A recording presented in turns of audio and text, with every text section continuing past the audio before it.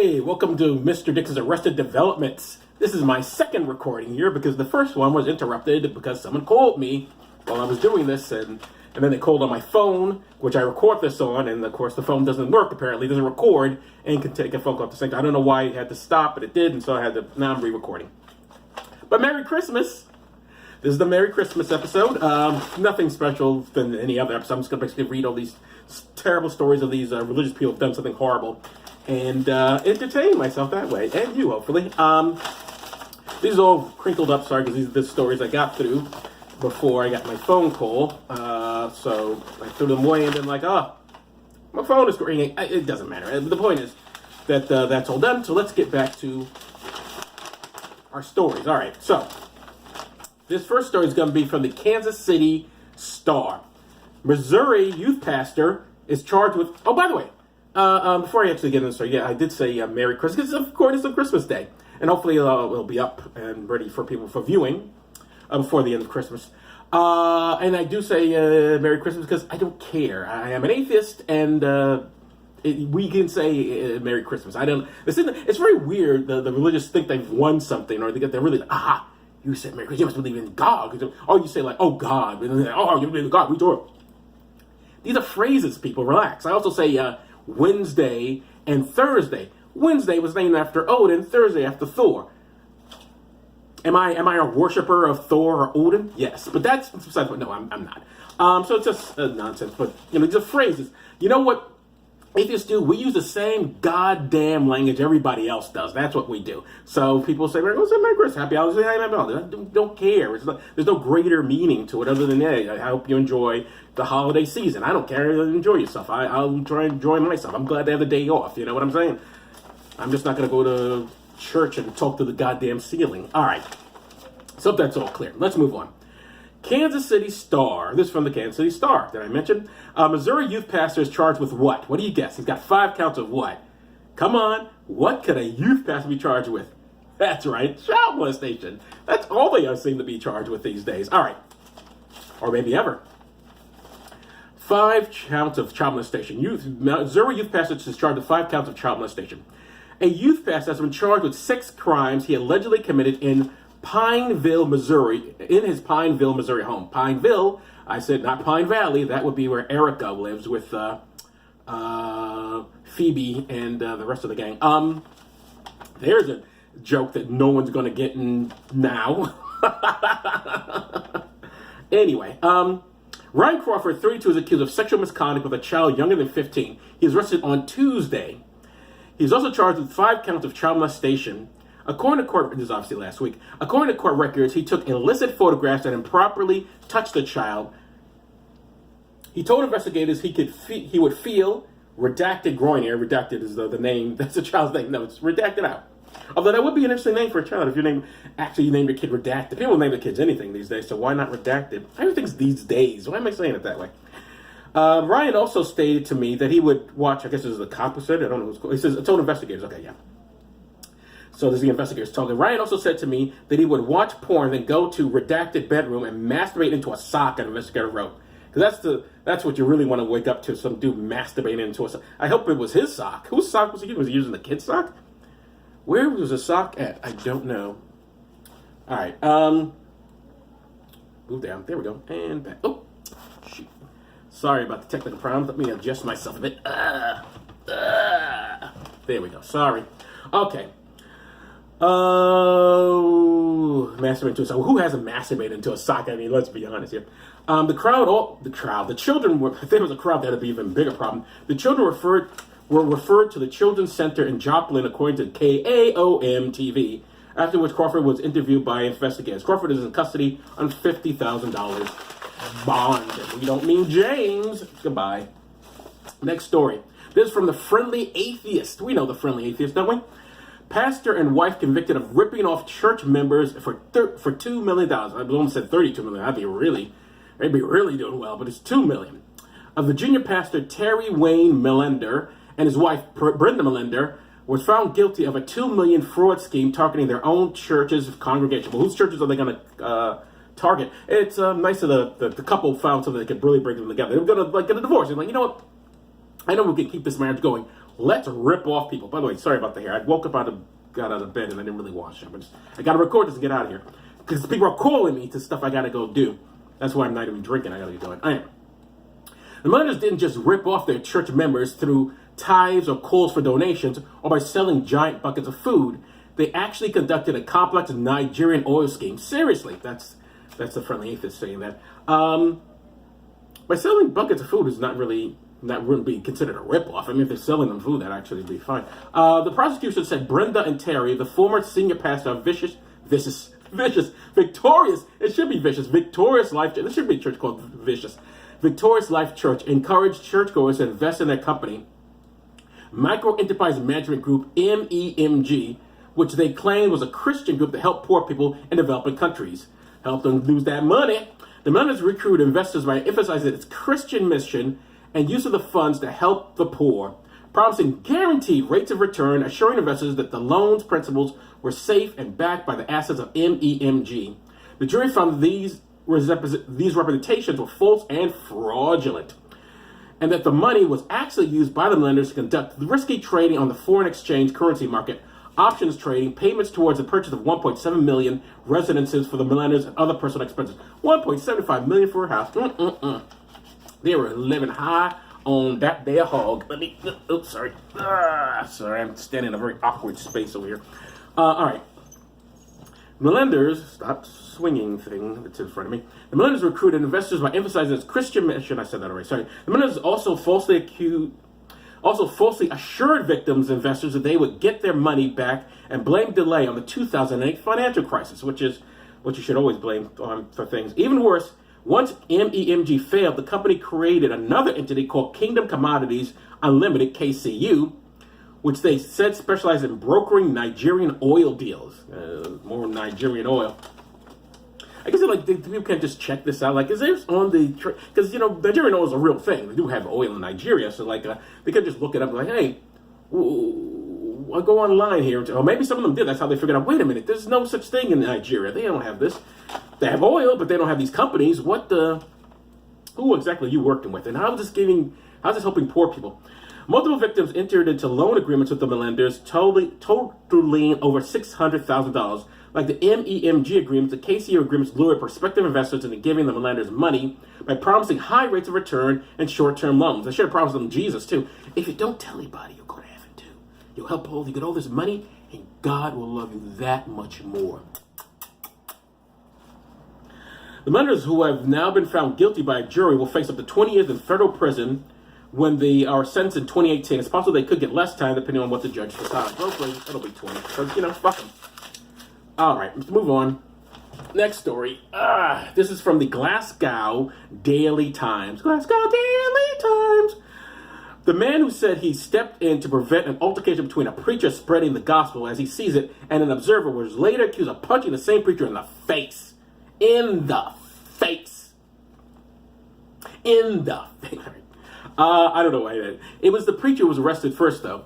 A man who declined to identify himself to the Glasgow Daily Times says he wasn't there to be interviewed or to be exalted.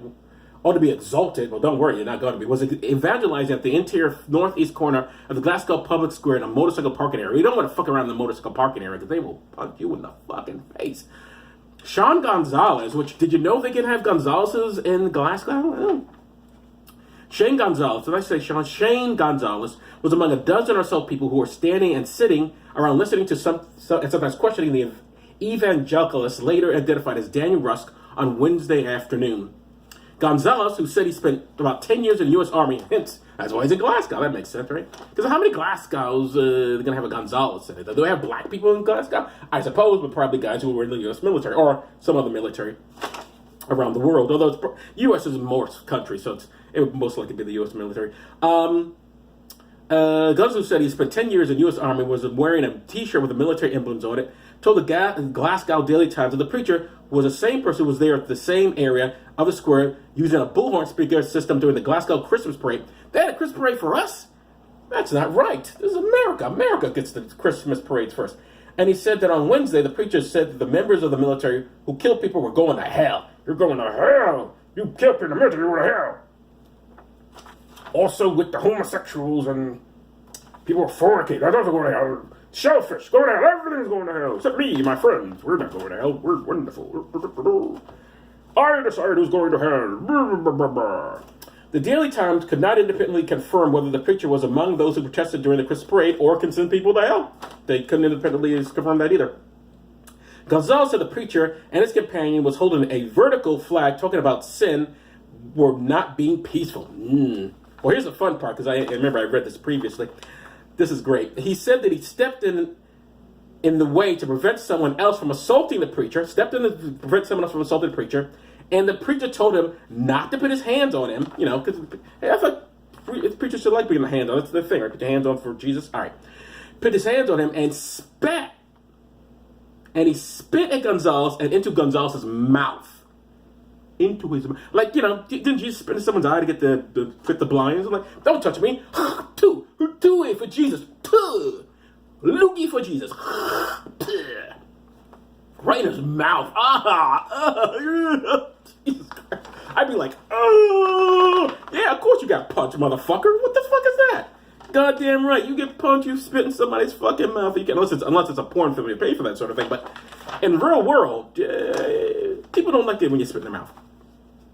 Unless you're in some sort of relationship. At one point, and even then, you gotta discuss. Is it okay, honey, if I spit, we fool around here? It's okay if we do like into your mouth. Is that hot? Is that good to you? Is that good for you, baby? Is that what you?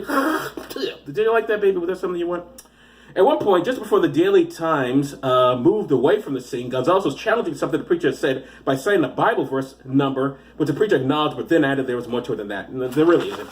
The Bible verse, number one, don't challenge people with the Bible verse competing, because it's all bullshit. And you're like, he'll say, oh no, it means this, it means that. Let me tell you something. If there was a God, which there isn't, there'd be no question about what the fucking Bible means. Because the motherfucker would come down like, okay, first of all, why would he have a book? And why would it be a he? This God would just go, okay, this is what I want. This is what I think is the best thing. Blah, blah, blah, blah, blah, blah, blah, blah. There'd be no secrets. There'd be no hiding away. Like, where's God? Maybe he doesn't. Oh. And here's a book. Yeah, proves I'm thinking. I'm going to be a book. Because we know how much you motherfuckers like to read down there. Like, who's giving books? This is what God does, right? He's an author. God is the original Stephen King. What the fuck? Come on. Don't quote Bible. It's a waste of time. The book is all nonsense anyway. Don't quote the Quran. Don't say, oh, you're wrong because the blah, blah, blah says this. Because it doesn't matter. Doesn't matter. I got to get down here because my head is being cut off. Doesn't matter because it's all made up anyway. And anybody can get their own definitions of what the fuck is in there. It's stupid. Hey, new story. The Daily Star. We got two more. Then get out of here. Then I got to get going. Because people are calling me. The Daily Star. This is from the Daily Star, ladies and gentlemen. Trump commutes sentence for local rabbi's father. Donald Trump uses executive power. It's not his. It's Hillary's executive power. Thank you very much. Don't at me. I don't want to hear any bullshit from anybody. It's not his. Fuck him and fuck anybody who voted for him. Fuck off. All right, we're moving on. Don't even bother. Don't want to hear it. Donald Trump used his executive power, not his, to commute a prison sentence for the first time in his presidency, not his presidency. Wednesday, he's not my president, he's not yours, he's nobody's president. Doing so for a businessman found guilty of bank fraud in 2009. Shalom Robskin, whose son Meyer is rabbi in the Unata Shaba, has been serving a 27-year sentence. In May 2008, Robskin was vice president of kosher meatpacking plant Argo Processor in Pottsville, Iowa, where you want your kosher meats. And I love the kosher meat of Iowa. Because if there's any people who like kosher meat, it's Iowans. But more than 500 federal immigration agents raided the plant and arrested hundreds of undocumented workers. Well, that's weird. Why would he? And Trump commuted his sentence. I thought he didn't like illegals. He's got all these illegals working in his factories for him and ripping off. Well, Trump do like ripping off people, so that's probably why. The company declared bankruptcy as a result, and Rushkin was arrested and charged with bank fraud shortly after. The president's review, not the president, of Mr. Ruskin's case and commutation decision was based on expressions of support from members of Congress and a broad cross-section of the legal community, the White House said in a statement. Ruskin was released Wednesday from the Federal Correctional Institution in Oakville, New York. His lawyer told the Dennis Moines Register. By the way, I could have easily gotten this from a New York Post or the Daily News or something. Why I picked the Daily Star? I don't know. It came up in my feed, whatever you want to call it. Whenever I have a listing of, I want to get stories, this came up. And I said, all right, I'll take the first one that comes to me. I don't care.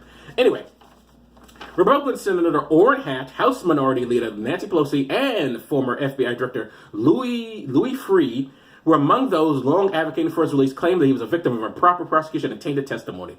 Well, Orrin Hatch, I don't expect much from Nancy. Honestly. Louis, I have no idea. I know who Louis Free is. I mean, I know of the FBI director, but I have no idea what his deal is. But honestly, no, the motherfucker deserved time. Sorry, he wasn't selling drugs. If he was selling marijuana, these people were like, he just selling, well, maybe Nancy Pelosi because she's in San Francisco, but the rest of them like, put him away forever. But he ripped off a bank, which normally you think Orrin Hatch would be against, but he also hired illegals and employed them, so he likes that part. He's got these people working for him for sub wages. That's probably the part that Orrin got off on. Anyway, many Jewish leaders rallied behind Rushkin and believe his treatment was unduly harsh compared to other white-collar criminals and possibly anti-Semitic. Yes, it's anti-Semitic. It's anti-Semitic, the guy who ripped off a bank and had, what was it, 500 federal agents raid his plants where hundreds of undocumented workers. The guy employed hundreds of undocumented workers. Something I believe most of these people are against, right? Oh, God, we got American jobs. They're taking motherfucker has hundreds of illegal aliens. And people that don't want to become citizens. We got dreamers, right? Who are like people who weren't born here but came over. Their parents brought them here. They've raised as American citizens. Throw them out. This guy exploits guys who are here illegally. Let him out. He's suffered enough. It's anti-Semitic for you to even think of putting him in prison. You Jew hater. Fuck you. It's been a very long... maybe he didn't get as much time. I have no idea. But from the sound of it, he did. He really did. It's been a very long... Certainly not because he's Jewish. Seriously, this is what they're doing. Have you seen what's going on in the news? What people think of Jews is not putting them in prison. Putting them in something else, I agree. That's what people want to do. But locking them up in prison, no. Concentration camps, maybe, but that's not what the federal... White-collar criminals are not going to the harshest prisons. If they want... It would have been anti-Semitic, maybe, if they put him into, like, the Rikers or some really harsh prison. Then they go like, wow, you never treated a white-collar criminal like that. They'd be right, because that's not what happens to white-collar criminals. He went to Club Fed. Fuck this guy. All right. It's been a long story with lots of ups and downs for our family. Mayor Rushkin of Shalom Rupkin's 10 children said something. I don't know. Shalom Rupkin's 10 children. One of his 10... Anyway, that's the story. I don't even want to read anymore. Get out of here, you bastard. All right. This is the last story here. Then I got to get out of here because I've been getting calls. This is from crimeonline.com. Pastor accused of repeatedly... Can you guess it? He repeatedly did what? What? That's right. Sexual assaulting... What? Young girls. Not boys this time, girls. Fondling 12-year-old's breasts in front of congregation, because that's the best place to do it. Well, that helps. Law enforcement is very grateful that you did that, sir. I'm going to touch those things till nobody else can touch them. The pastor allegedly said about 12-year-old girls' breasts. For Jesus. I'm not, it's not for me. I don't want to touch the 12-year-old girl's breasts. God has told me I have to touch these so no one else will touch them. God told me this. God told me this. All right. Is my lips white? Okay. Sorry, I got up out of bed. I rolled out of bed. I should have washed up more. Or at all. You like how the lights are streaming on? I got this weird... never mind. Where am I on this thing? A South Carolina religious leader is facing prison for numerous girls and women.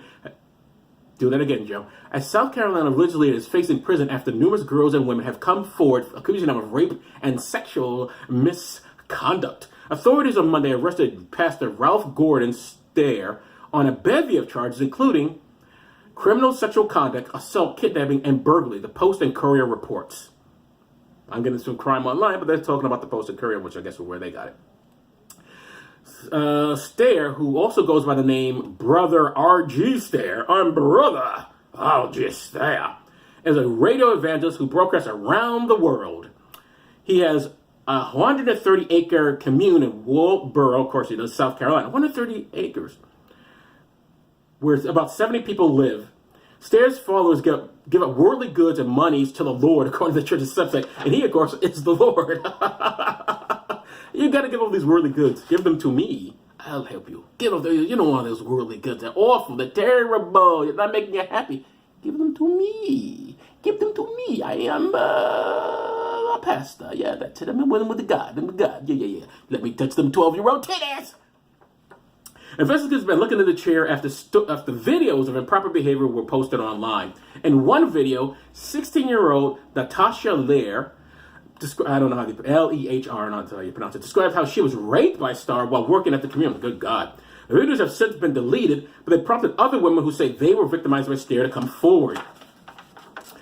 Another video shows Starr touching underage girls, in one instance cupping and patting the breast of a 12-year-old girl while other church members watched. How old are you, hon? Starr asked the girl. She said she was 12, at which point Starr replied, getting right close to it now, suggesting she was near the age of 13, which Starr believes is an acceptable age for girls to begin having sex, preferably with him, probably, according to the Christian Post, is what that said. I added the preferably with him part. Starr placed his hand near her breast in front of the congregation. I'm going to touch these things till nobody else can touch them, Starr said about the girls. Hot! Not. Okay, again, I have a Merry Christmas, and I don't know if I'll do one of these for New Year's or not. I gotta stop moving the camera. This is a mess. This is horrible. This is what happens. And I'm not even drinking. That's the worst part of it. The lighting's bad. The camera keeps moving. I got white pasty lips. I don't know what's going on. My hair is a mess. I didn't comb it. I just rolled out of bed. I gotta record. I gotta get stuff done. Because I know what you're waiting. Like, God damn, where's Joe's video? Mr. Dixon, thank you very much. That's Mr. Dixon to you. All right, that's our time here. Thank you very much. Have a merry, have an enjoyable time, and I'll probably see you next year. If I'm lucky. Bye-bye.